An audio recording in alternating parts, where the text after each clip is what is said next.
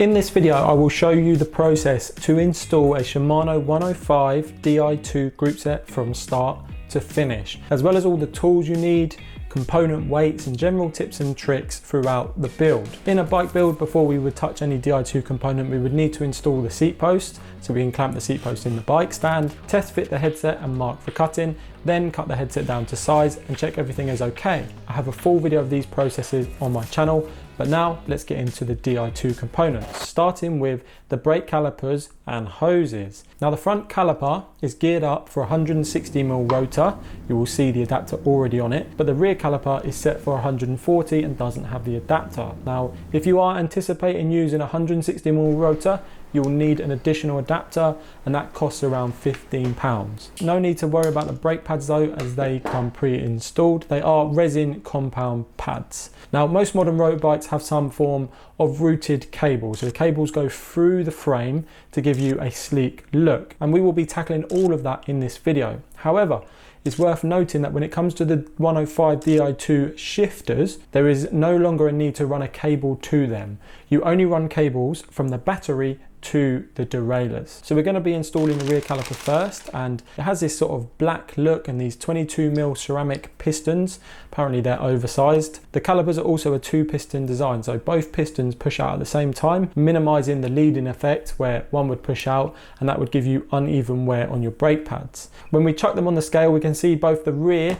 and the front brake calipers and hoses tip the scales at 167 grams. The installation process for the rear caliper and hose involves routing the cable from the back of the frame to the front of the frame. Now you have to do it this way because the hose is attached to the caliper and you can't obviously push the caliper through the frame, so you need to go from back to front. Now for this task, we are using the Park Tools internal cable routing tool. Now it does cost £70, which is a little bit steep, but for those looking for a more budget friendly option, there is the Risk routing tool, which is available on Amazon, and that's around like £15, I believe. To start off, we are pushing the tool from the brake hose entry at the rear of the frame through to the front and up to the head tube where the brake hose will come out.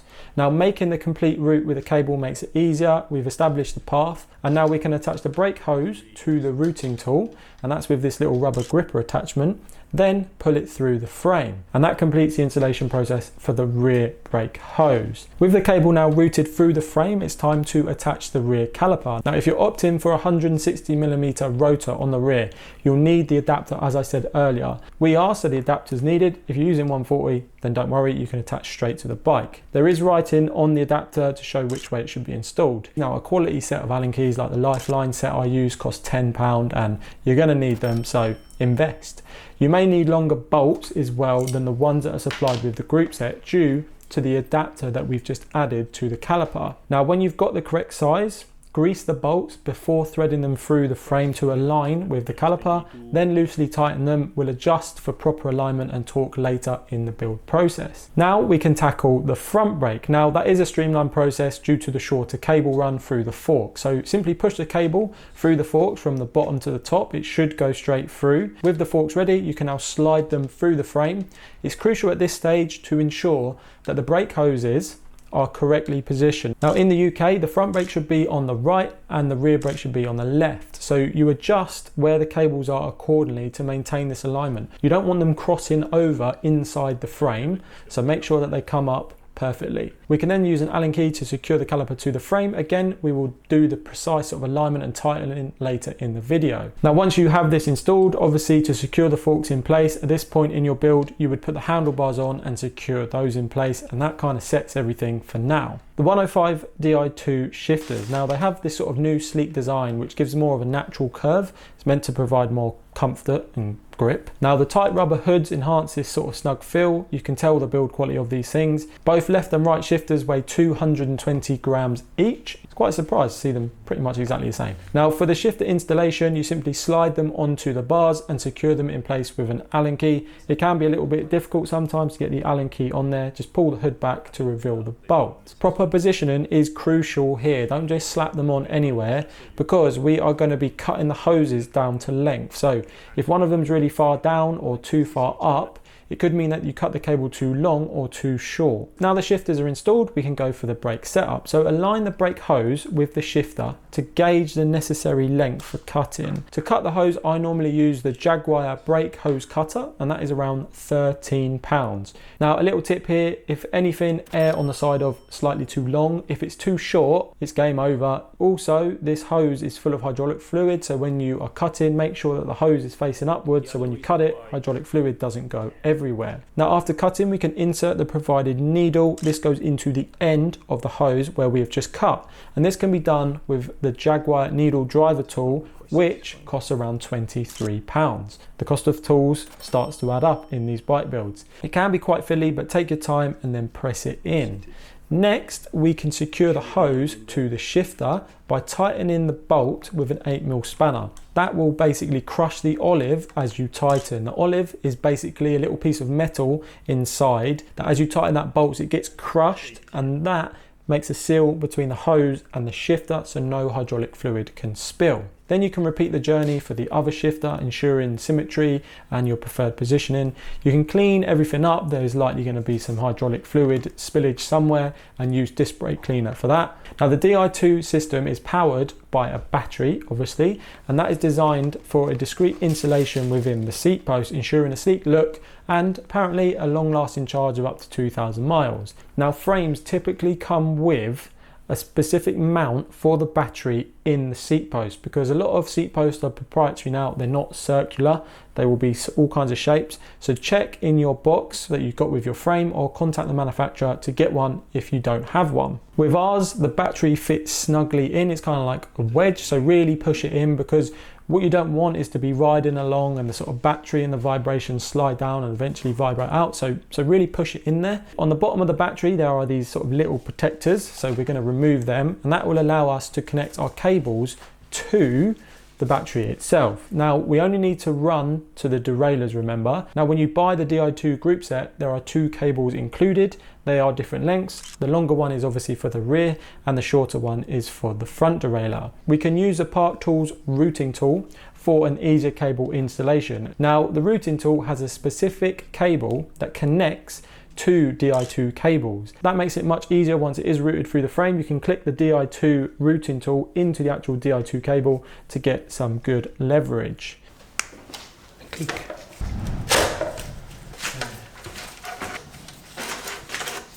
Next, we're going to be moving on to the crankset, and before we would do that in a bike build, we would install the bottom bracket at this point. So make sure you install your bottom bracket, and then we can go on to the cranks. For the Shimano 105 Di2 crank arms and the chain rings installation, we're working with 170mm crank arms. It's my preferred choice based on my previous bike fits. That's paired with a 50 tooth chain ring, the large one, and a 34 tooth smaller chain ring. The drive side, including the chain rings, weighs 557 grams, and the non-drive side weighs 192 grams. Now we can begin by greasing all the contact points where the spindle meets the bottom bracket, where the bearings of the bottom bracket are going to be on the spindle. The chain rings come pre-installed onto the spindle and the crank arm, so we didn't have to do that. So that's nice. We can then insert it into the frame, and if it's a little bit tight, you can use some gentle taps. At this point, it shouldn't be super tight. You shouldn't have to force it through. Now we can align the non-drive side crank arm at 180 degrees, so the opposite to the drive side, so they're basically straight in line. Now the cranks are in, we want to eliminate any play, and we can adjust the tension using the crank bolt on the non-drive side. We can tighten that with the crank bolt tool. Shimano do a specific one, but you can get cheaper ones out there. So you need to tighten that bolt so the cranks spin freely, but they're not overly tight, so that when you spin them, they grip. Have a little play, finalize, and make sure you're happy. Once you are happy, we can then tighten the crank arm bolts on the non-drive side to a torque of 14 Newton meters, ensuring everything is securely in place. Onto the rear derailleur, and this acts as a command center for the entire system. It also has a charging port where you will charge the whole Di2 setup. Installation is straightforward. Grease the bolts threads, then attach it to the derailleur hanger with an Allen key. Next, you can connect the Di2 cable to the rear derailleur using the specific tool again. Listen in for that distinct click. Next, we can move on to the front derailleur, and that is mounted with a single bolt on our braze-on type mount. Now the height can be guided by the orange sticker that comes on the front derailleur itself. Now adjust the derailleur's angle for perfect alignment. You can use a screw that's on the side. Very helpful indeed. Obviously when you're tightening the main bolt, you want to get it as close as possible. Then we can install the Di2 cable. To do this, we need to use a right angle guide because there is a very sharp bend, and this is to protect the cable at the 90-degree bend. Setting up the Shimano Di2 electronic shifting system is a high-tech process that brings a whole new level of customization to our bike builds. Now we're going to be setting it up using an iPad. You can use a different device. You're just going to need some form of device to connect everything to, and that is going to be the interface with the Di2 system via the eTube app. So get the eTube app downloaded and installed, ready to go. Now once the app is up and running, it should detect the bike's front and rear derailleurs due to proximity. The app then prompts us to find a switch. Now by a switch in Di2 terminology, that is referring to the shifters. Pairing the shifters can be done by either scanning the QR code on the shifter or by entering the code manually on the shifter. We opted for a manual code as a QR code is pretty small and we couldn't get it to scan. Then comes a moment of truth, testing the shifting to see if everything is functional as expected. As I go down, it moves.